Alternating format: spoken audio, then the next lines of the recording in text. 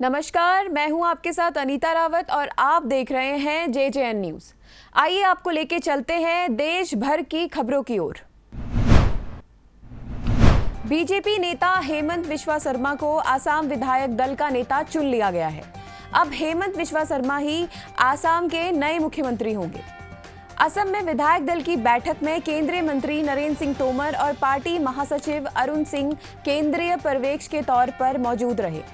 बैठक खत्म होने के बाद केंद्रीय मंत्री नरेंद्र सिंह तोमर ने कहा है कि सर्वसम्मति से ही आसाम राज्य बीजेपी विधानमंडल के नेता के रूप में हेमंत विश्वा शर्मा को विधायक दल का नेता घोषित करता है। विधायक दल की बैठक शुरू होने से पहले सर्बानंद सोनोवाल ने मुख्यमंत्री पद से इस्तीफा दे दिया था। दिल्ली के मुख्यमंत्री अरविंद केजरीवाल ने ऐलान किया है कि दिल्ली में लॉकडाउन को एक हफ्ते के लिए और बढ़ा दिया गया है। इस दौरान उन्होंने कहा कि संक्रमण की दर दिल्ली में 35% तक पहुंच गई थी। इसी कारण हमने मजबूरी में लॉकडाउन लगाने का फैसला लिया। उन्होंने कहा कि पिछले महीने जब दिल्ली में बहुत तेजी से कोरोना के मामले बढ़े तो 20 अप्रैल को मजबूरी में दिल्ली में लॉकडाउन लगाना पड़ा था। उन्होंने कहा कि 26 अप्रैल के बाद केसेस कम हो गए क्योंकि लॉकडाउन लगा दिया गया था। देश भर में कोरोना के मामलों में लगातार बढ़ोतरी हो रही है। ऐसे में कोरोना मरीजों को लेके ऑक्सीजन की भारी कमी हो गई है। इस पर कांग्रेस नेता राहुल गांधी लगातार सरकार पर निशाना साधे हुए हैं। राहुल ने ट्विटर पर 2 तस्वीरें शेयर की। पहली तस्वीर में कुछ लोग ऑक्सीजन सिलेंडर लेने के लिए कतार में खड़े दिख रहे हैं। वहीं दूसरी तस्वीर में इंडिया गेट के पास की है जहां खुदाई का काम चल रहा है। राहुल गांधी ने ट्विटर पर तस्वीरें शेयर करते हुए लिखा है, देश को पीएम आवास की नहीं, सांस की जरूरत है। कोरोना संक्रमण की रोकथाम के लिए उत्तर प्रदेश में एक बार फिर से लॉकडाउन बढ़ा दिया गया है। कोरोना कर्फ्यू को 17 मई तक के लिए बढ़ा दिया गया है। इससे पहले यूपी में 10 मई को सुबह 7 बजे तक लॉकडाउन बढ़ाया गया था। उत्तर प्रदेश के अपर मुख्य सचिव सूचना नवनीत सहगल बताया है कि प्रदेश में लगाए गए आंशिक कोरोना कर्फ्यू को 17 मई तक के लिए बढ़ा दिया गया है। DRDO की एंटी कोविड दवा 2DG ग्लूकोज को हाल ही में आपात इस्तेमाल के लिए DCGI ने मंजूरी दे दी गई है। DRDO के चेयरमैन जी सतीश रेड्डी ने कहा है कि 11 या 12 मई से ये एंटी कोविड दवा मार्केट में उपलब्ध होना शुरू हो जाएगी। उन्होंने बताया कि शुरुआत में दवा की कम से कम 10,000 डोज मार्केट में आ सकती हैं। उन्होंने ये दावा किया इंडिया टीवी के एक कार्यक्रम में किया है। साफ तौर पर ये जानकारी कोरोना से लड़ने के बेहद काम आ सकती है और इसे आपको जानना ही चाहिए। सुरक्षा बलों ने जम्मू कश्मीर के पूंछ जिले में आतंकवादियों के एक ठिकाने पर छापा मारा है और 19 हथगोले भी बरामद किए।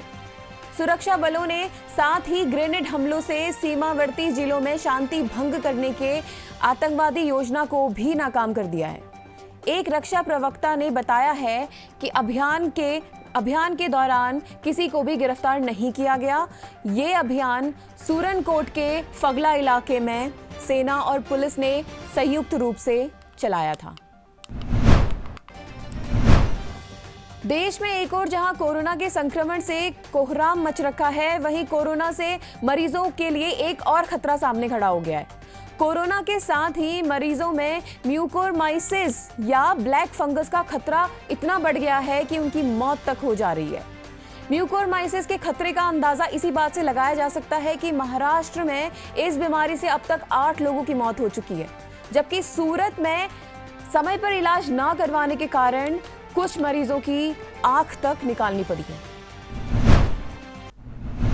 कोरोना वायरस की महामारी के बीच राजस्थान से एक राहत की खबर सामने आई है। दरअसल राजस्थान सरकार ने राज्य में मुख्यमंत्री चिरंजीवी स्वास्थ्य बीमा योजना के तहत लोगों के लिए निजी अस्पताल में कोरोना का उपचार निःशुल्क कराने के निर्देश जारी किए हैं। अब कोरोना के उपचार के लिए जिला कलेक्टर द्वारा अधिकृत सभी निजी अस्पतालों में योजना से जुड़े हुए लोगों का निःशुल्क उपचार किया जाएगा।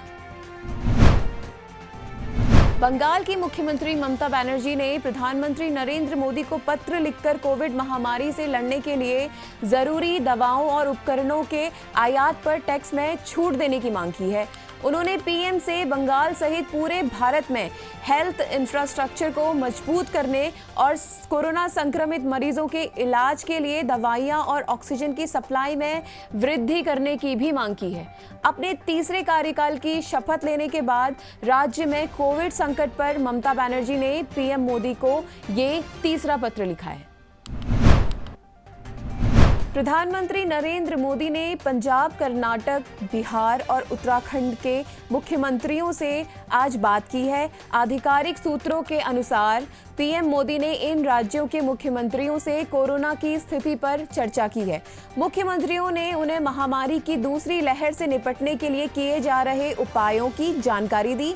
पीएम मोदी पिछले कुछ दिनों से राज्य के मुख्यमंत्रियों और केंद्र शासित प्रदेशों के लेफ्टिनेंट गवर्नरों से भी बात कर रहे हैं ताकि वो वहां की महामारी की स्थिति को जान सकें और सुझाव दे सकें। देश भर की खबरों में आज के लिए बस इतना ही। आप बने रहिए JJN न्यूज़ के साथ। धन्यवाद।